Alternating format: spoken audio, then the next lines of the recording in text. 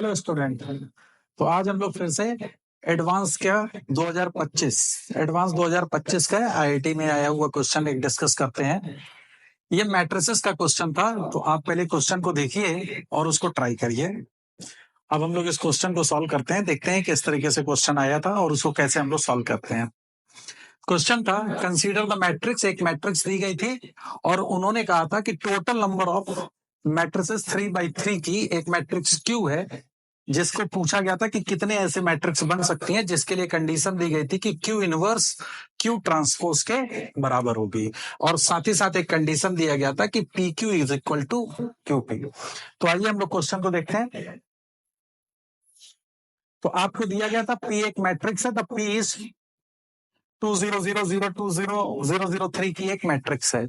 साथ ही साथ आपको दिया गया था क्यू इनवर्स जो है वो क्यू ट्रांसपोज के बराबर है। अगर हम दोनों साइड पे क्यू का मल्टीप्लाई करें तो Q Q transpose is equal to एक आइडेंटिटी मैट्रिक्स बनेगा, और Q Q transpose is equal to identity matrix से रिप्रेजेंट करता है कि क्यू एक ऑर्थोगोनल मैट्रिक्स होगा।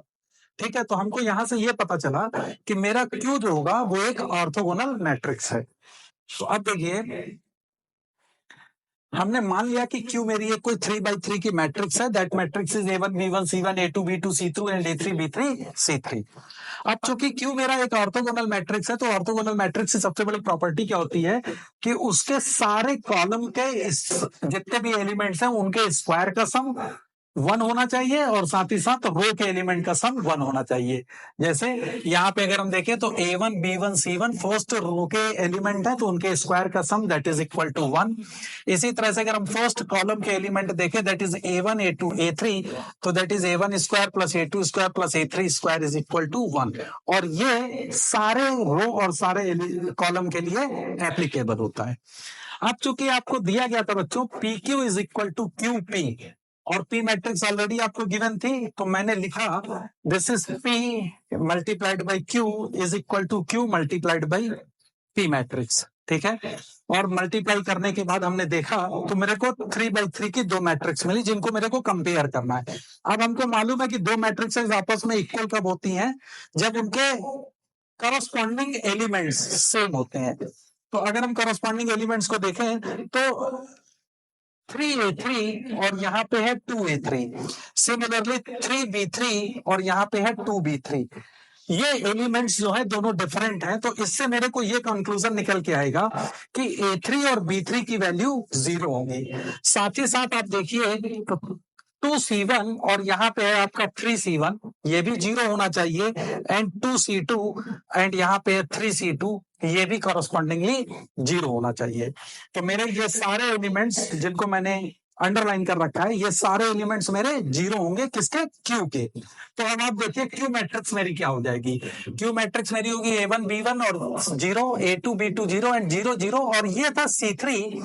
अब चूंकि ऑर्थोगोनल है क्यू, तो C3 के ऑब्वियसली अगर इसके थर्ड रो और थर्ड कॉलम के एलिमेंट्स का स्क्वायर का सम 1 होना चाहिए, तो C3 must be plus minus 1। तो यहां से हमको क्यू मैट्रिक्स के बारे में बच्चों पता चला। अब हमको नंबर ऑफ मैट्रिसेस इस तरह से निकालनी है कि क्यू मैट्रिक्स के टोटल कितने नंबर ऑफ मैट्रिसेस बनेंगे। तो अब देखिए हमारे पास पॉसिबिलिटी क्या होगी कि फर्स्ट पॉसिबिलिटी मैंने ली कि जब मेरा A1 जो होगा ये प्लस माइनस 1 होगा। जैसे ही A1 मेरा प्लस माइनस 1 होगा तो फर्स्ट रो के एलिमेंट दैट इज B1 0 हो जाएगा, फर्स्ट कॉलम के एलिमेंट में A2 0 हो जाएगा, और B2 के पास पॉसिबिलिटी होगी कि ये +1 एंड -1 ले सकता है। तो A1 +1 -1 and simultaneously B2 will take +1 and -1। तो टोटल नंबर ऑफ पॉसिबिलिटीज कितने हो जाएंगे बेटा? 4, 2 A1 के और 2 B2 के, तो इससे टोटल 4 मैट्रिसेस मिलेंगी। सिमिलरली मेरा केस नंबर 2 होगा। केस नंबर 2 जब मैं A2 को +-1 लूंगा। अब मैंने इस A2 को बच्चों +-1 लिया। जब A2 +-1 होगा तो करस्पॉन्डिंगली A1 एंड B2 ये दोनों वैल्यूज 0 होंगे, सेम रो सेम कॉलम के एलिमेंट 0 हो जाएंगे। तो B1 के पास पॉसिबिलिटी बनेगी कि ये +-1 हो सकता है। तो यहां से भी टोटल पॉसिबिलिटी आएंगी 4। तो हमने देखा कि 4 फर्स्ट केस से और 4 सेकंड केस से है, लेकिन स्टिल अभी भी सी C3 के बारे में हमने बात नहीं करी है। तो ये टोटल 8 मैट्रिसेस आएंगी और C3 के एक प्लस के साथ 8 और माइनस के साथ भी 8 मिलेंगी। तो टोटल नंबर ऑफ मैट्रिसेस मेरी कितनी हो जाएंगी? 4 + 4 मल्टीप्लाइड बाई 2 दैट इज 16। तो इस तरीके से ये 16 टोटल मैट्रिसेस बच्चों बनेंगे। अब देखिए ऑप्शन में आपको दिया गया था सिंगल चॉइस करेक्ट ऑप्शन था, तो आप देखें तो C में 16 है, that is your correct answer. तो इस तरह से टोटल 16 मैट्रिसेस बनेंगे। तो ये क्वेश्चन था जेईई एडवांस 2025 में आया था मैट्रिसेस पे, जिसमें नंबर ऑफ मैट्रिसेस से पूछा गया था।